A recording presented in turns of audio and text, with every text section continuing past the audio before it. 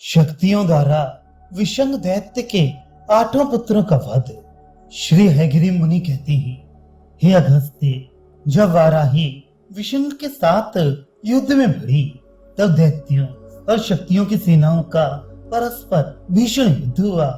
शक्तियों के खड्ग, चक्र, अस्सी, वज्र, अंकुश, प्रास और तोमर से तथा वटकों के त्रिशूल आदि से दैत्यगण बहुत अधिक विकल एवं क्षत विक्षत किए गए।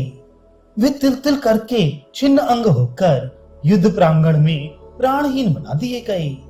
शक्तिगण द्वारा दैत्य सेना को प्राय नष्ट की हुई देखकर पर्वत के समान अत्यंत उद्भक्त विक्रम वाले प्रबल वीरवर विषंग के पुत्रगण शक्ति सेना में वेग से दौड़े।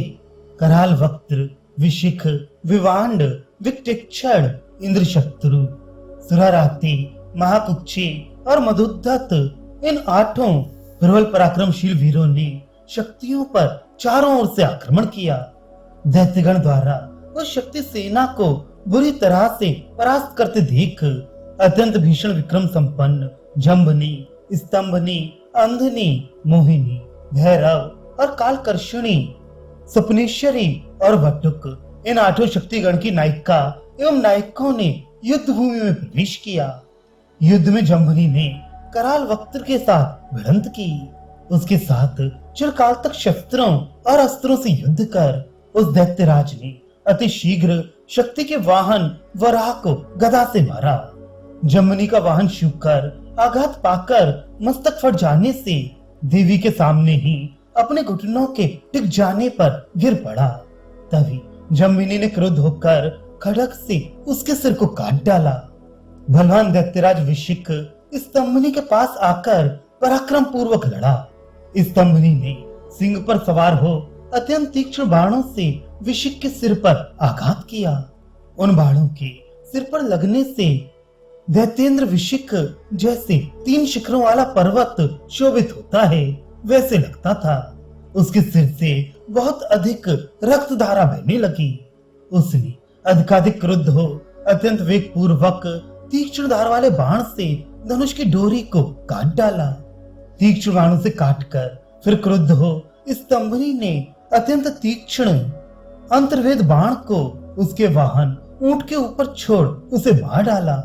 अनंतर क्षण मात्र में ही 3 अत्यंत पैने बाणों से अपने तरकस, मुकुट एवं धनुष की टूट जाने पर अत्यंत रुष्ट दैत्य ने अत्यंत तीक्ष्ण त्रिशूल को स्तंभनी की ओर अपनी प्रतिक्रिया स्वरूप फेंका। तभी युद्ध कौशल में प्रबल पराक्रमवती देवी ने भाले से त्रिशूल को बीच में काटकर दैत्य के सिर को गिरा दिया। बलशाली विभांड ने अनेक प्रकार के प्रतिरोधी शस्त्रों से देवी के छोड़े शस्त्रों को काटकर उससे युद्ध किया। अंधनी महिष पर तथा विभांड गधे पर आरूढ़ था। उसने दीर्घ काल तक युद्ध करके अंधनी ने अपने कानों तक तानकर चलाए गए बाण से दैत्य के वक्ष स्थल पर आक्रमण किया। उस प्रकार बाणों से विधे वक्ष स्थल वाला विभांडक कटे पक्ष वाले पर्वतराज के समान अत्यंत प्रगाढ़ मूर्छा में गिर पड़ा। अब उसका वाहन गधा पर्वत के समान उन्नत अत्यंत कृष्ण रंग वाला जैसे ही भीषण रैकने का शब्द करता हुआ अपनी पूंछ को ऊंची कर शक्ति सेना में घुसा तो सम्यक प्रकार से स्तब्ध अंग वाले उस बलवान ने उनमें से कोई कोई को अपनी दुलत्तियां मारकर, किन्हीं को दांतों से काटकर तथा किन्हीं को अपने पैरों तले रौंदकर एवं अन्य शक्तियों को अपनी दौड़ से मार गिराया। इस प्रकार तब अंधनी ने शक्तियों को मारते हुए खर को देखकर खूब खींचकर छोड़े बाण से अति रोष पूर्वक क्रुद्ध हो उस पर आघात किया। वह तीक्ष्ण बाण से बिंधकर मूर्छित हो भूमि पर गिर पड़ा। तब तक अपनी मूर्छा से जागने से सुदबुद होते ही भले विभांड ने अत्यंत रुष्ट हो अति वेग से गदा के द्वारा उसके वाहन को मारा। अंधनी के वाहन महेश ने गदा के भीषण प्रहार से प्रताड़ित होकर अत्याधिक रोष से सुनसाते हुए अपने दोनों सींगों से उसे फेंक दिया। महिष द्वारा फेंका हुआ विभांड आकाश में ऊंचा उछाला जाकर वेग से 1 योजन भूमि की दूरी पर मूर्छित हो गिर पड़ा। तब तक उसका वाहन गर्दभराज वहां आ गया। उसने आते ही रेंक कर गरगर शब्द करते हुए अति शीघ्र वेग से महिष को पीछे धकेल कर अपने पिछली दुलत्तियों से खूब कसकर मार मारी तथा अपने दांतों से महिष के कंठ को काटा। तब तक तो क्रुद्ध उस महिष ने अपने दोनों सींगों से गधे के पेट में प्रहार कर भूमि पर बड़े वेग से उसे ऐसा फेंका कि उसकी आंतें बाहर निकल आईं और अपनी आंखें खोले वह वहां प्राणहीन हो ढेर हो गया। अपनी मूर्छा से स्वस्थ होकर विवान ने आकर महिष को पैर से प्रताड़ित किया।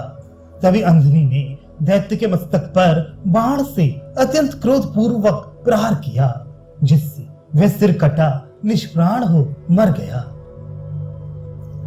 मोहिनी विकटेक्षण दैत्य के साथ अपने शस्त्र अस्त्रों से युद्ध में भिड़ गई। मोहिनी देवी गरुड़ पर सवार थी और विकटेक्षण दैत्य गृध्र पर आरूढ़ था। अंतरिक्ष में पंखों वाले पर्वत के समान गरुड़ और गीध दोनों का भयंकर संघर्ष छिड़ा। उन्होंने अपने पंखों से अत्यंत विचित्र युद्ध किया। तब गृध्रराज गरुड़ के पक्षों से अत्याधिक प्रताड़ित हुआ। उसके नखों तथा चोंच से विदारित शरीर वाला व्याकुल हुआ भूमि पर गिर के मर गया।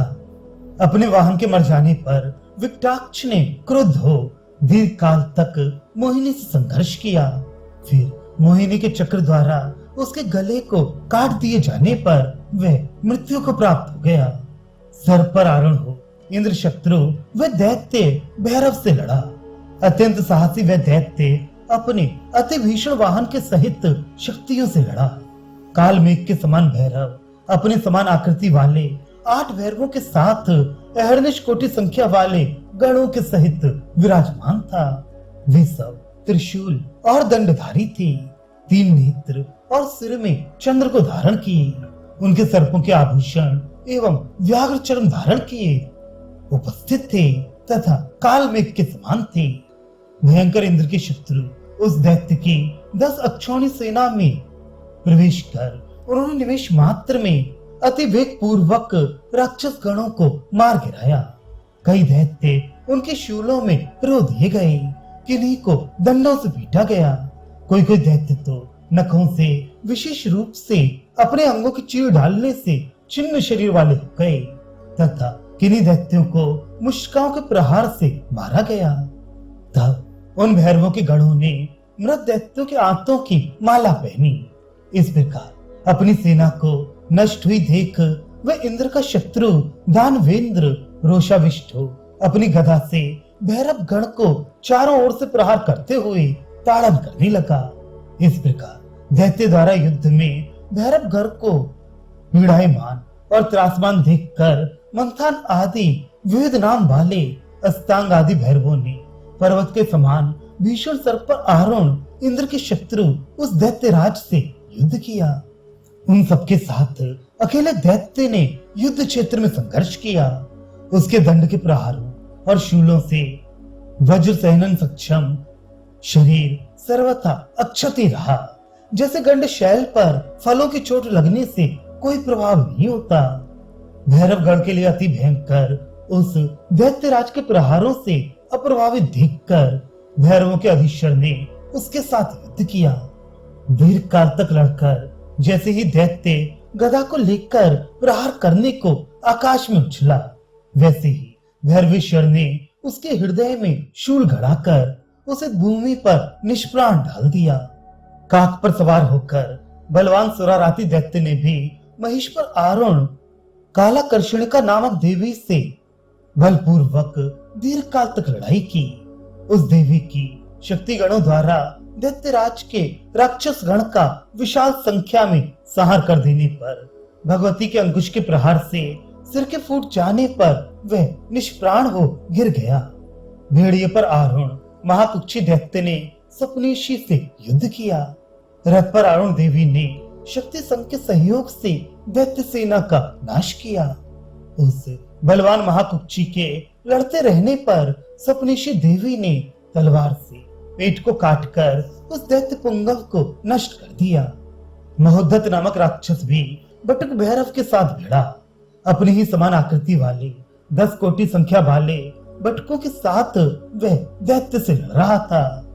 ये सब महाकपाल, खप्पर और हाथ में दंड लिए, सर्पों का आभूषण धारण किए, 5 वर्ष की उम्र वाले, उन्मत्त, नग्न, अरुण नेत्रधारी, निबिड़ अलंकार के समान काले वर्ण वाले, चंद्रमा का जूड़ा बनाए बटुक लोग भैरव के साथ थे।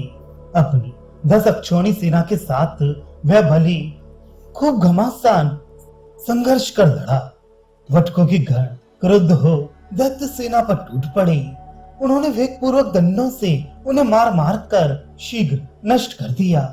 अब गदा लेकर क्रुद्ध दैत्यपति जैसे ही अपना प्रहार करने को था, वैसे ही बटकेश ने अत्यंत वेग से उसके सिर पर दंड से प्रहार किया।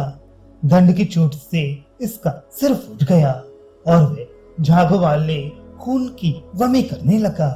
भूमि पर गिरकर वह असुर शेखर संज्ञाहीन हो मर गया। इस प्रकार विशंग के सारे पुत्र मारे गए।